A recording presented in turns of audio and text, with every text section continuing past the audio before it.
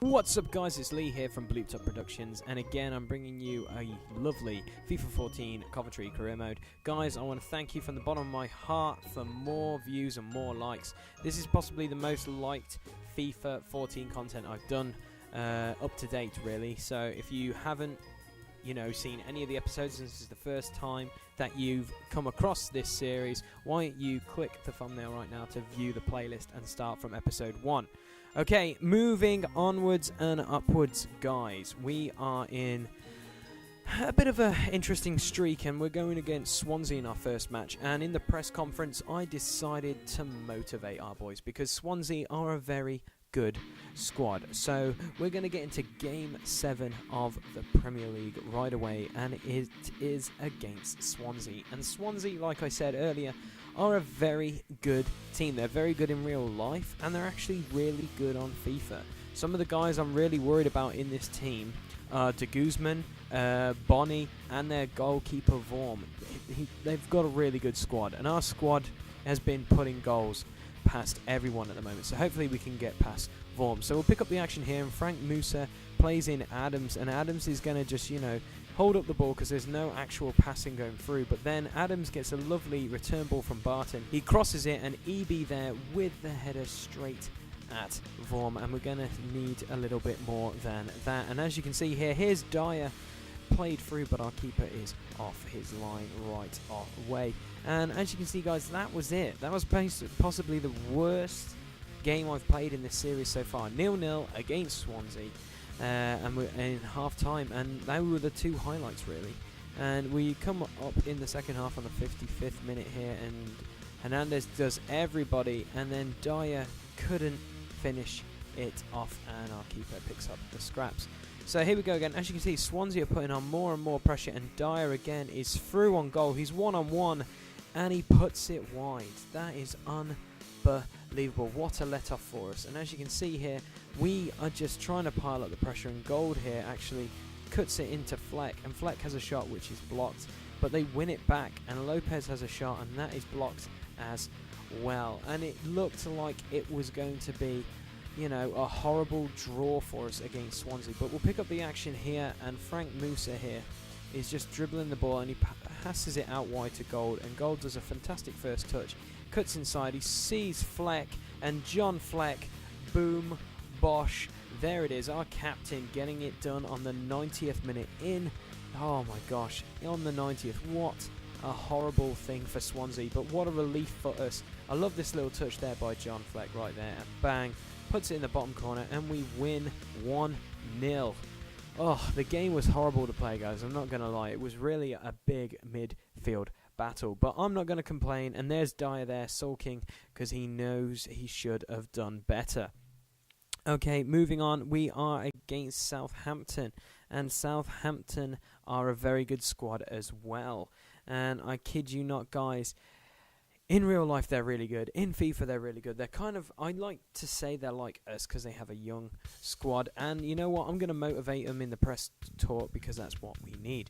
And anyway, we're going to get straight into Game 8, and it is against Southampton.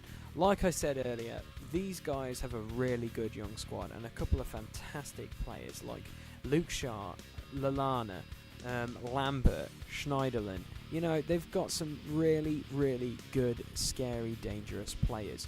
And you know what? Hopefully our Coventry team can look like Southampton in the next couple of years. That's what I want to look like. I want to build a team that has got a good young core, but also has a very, very decent talent and roster.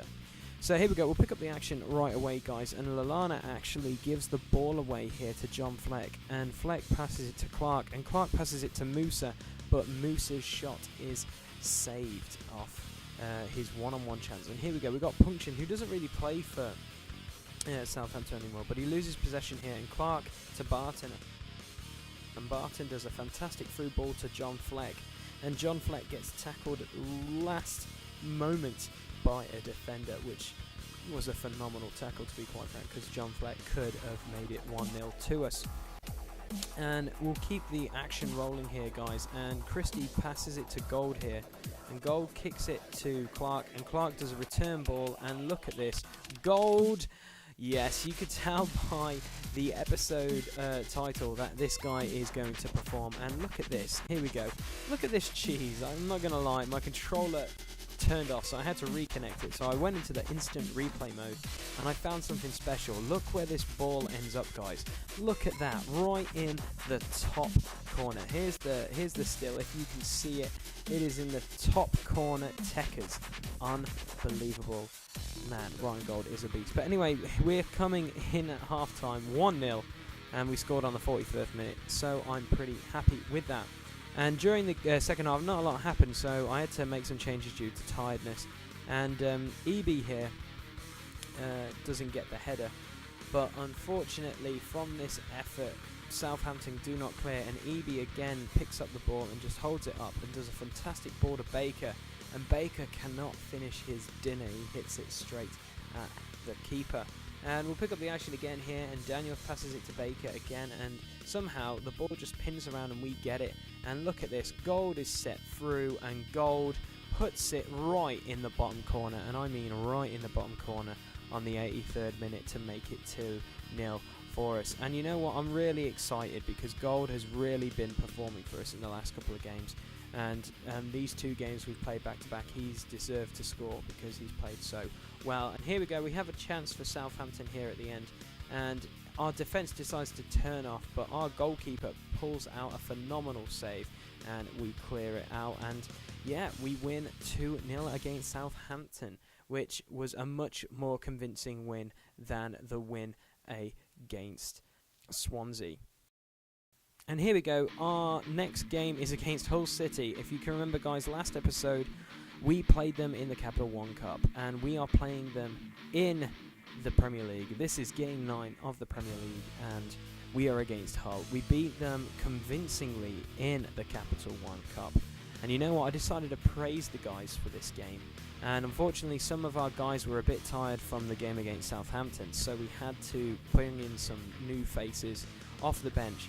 And to be quite frank, guys, it showed that these guys really bad that they were on the bench and we weren't playing our power squad. Because here we go, we pick Brady, does a fantastic ball to Boyd, and then somehow Brady gets on the end of that rebound, and on the 18th minute, Hull take a 1-0 lead. Now, if we watch the replay here, I have no idea how he beat Christie to the ball here. I have no idea. So here's Boyd's shot, and all of a sudden it just goes straight to him. So he gets his foot just before Christie from the sounds of it. The replay doesn't do it any justice because it just jumps straight to him, but it looks like he just gets his foot just in front of him, which is very, very frustrating for Christie. But here we go, we've got Adams who does a fantastic ball to EB, and somehow we get some luck actually, and Gary McSheffrey has a shot, but it goes straight to the keeper, and unfortunately it is pushed out for a corner. So in extra time, the stoppage time even at the first half, the corner comes in, not a great delivery, but EB keeps it alive, and Webster here, our centre-back, has a shot and it hits the post. Our centre-back has a shot, and that was one of the best chances we had in this game, guys, to tie it up. And look at that, hits the bottom of the post. And it is 1-0 to Hull. They're going in at half-time with the 1-0 lead.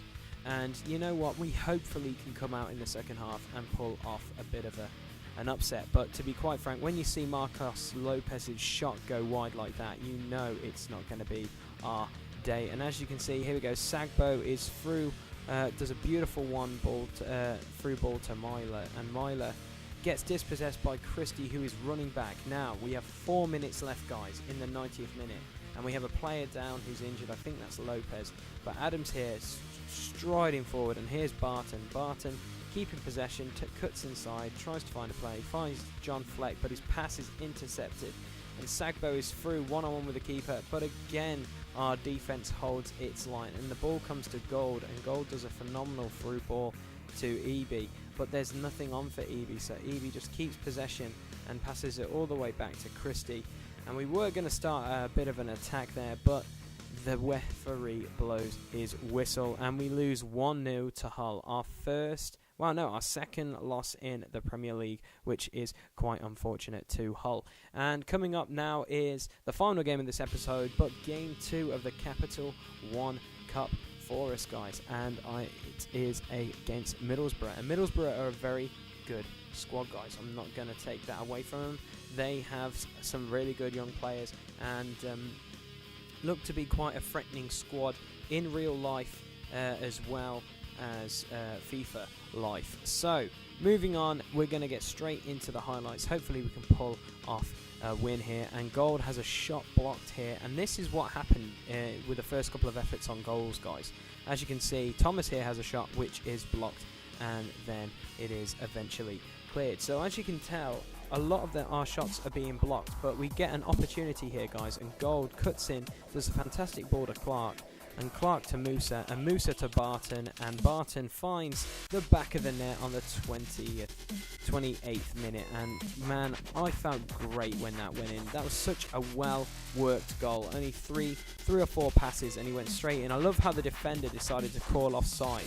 I think it's not this replay, the next one. Here it is. He calls offside when he's clearly on, which is very bizarre. But moving on, we pick up the action here, and on the 43rd minute, Middlesbrough have a cross in, and their header just goes wide. That was scarily close for the equaliser there for Middlesbrough, and as you can see, the cross comes in, and this header is, well, it's practically a foot wide, which is very close. But anyway, moving on, it is half-time. We're going in with a 1-0 lead. Hopefully we can come back out firing in the second half, and as you can see, straight from the kickoff, we decide to take it right down their throats, and Musa gets tackled. So John Fleck decides to pass it out wide to Thomas, and he passes up to Musa. There's a great run by Gauld. Again, I can't stop praising that guy, and he does a fantastic ball in, and Leon Clark, the aging Leon Clark for us in this career mode, scores on the 48th minute. And as you can see, look at that for a finish. What a header. What a player. He has been so valuable to our whole career mode. It's unfortunate that he's going to retire at the end of this season.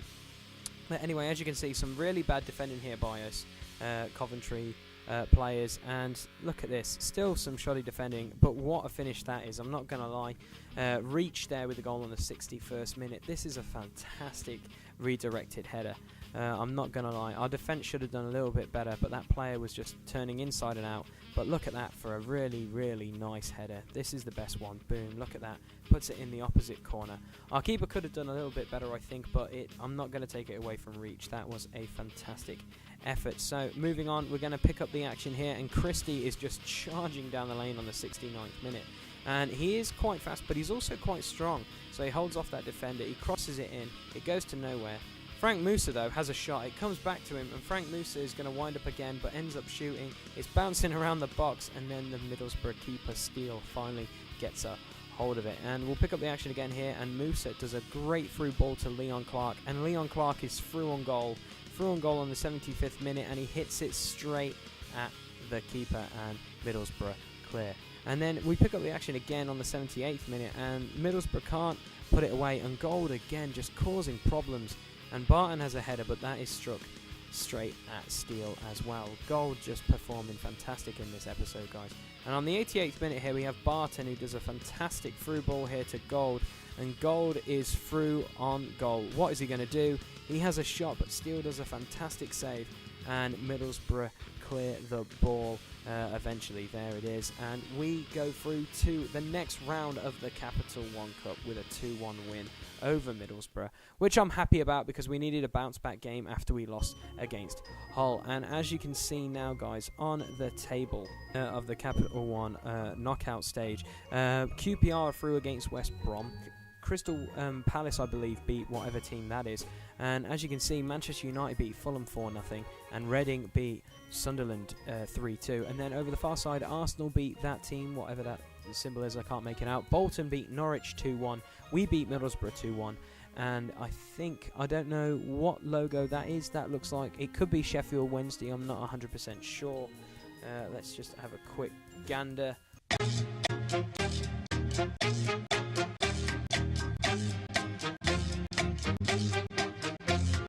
Yes, I believe that is the Sheffield Wednesday logo, and they beat Tottenham. What an upset that is. Unbelievable. But here we go. As the end of the episode is coming up, guys, we're going to take a look at the Barclays Premier League, and as you can see, we are 24 points ahead of everyone else, but it is close now, guys. Look at that. Man City are in second, Manchester United in third, Chelsea in fourth, Newcastle in fifth, Spurs in sixth, Liverpool in seventh, 8th is Arsenal, Fulham is 9th, Aston Villa are 10th, Stoke, Everton, Sunderland, West Ham, Southampton, Hull, Wigan, Norwich, West Brom, and still Swansea are at the bottom with 1 point. But as you can see at the top of the table there, it is getting more realistic. All the big teams are in the top 10. So guys, with that being said, it has come to the end of this episode, and as you can see on the screen right now, you can click either the annotations for the last episode if you haven't seen it, or the next one if it is up.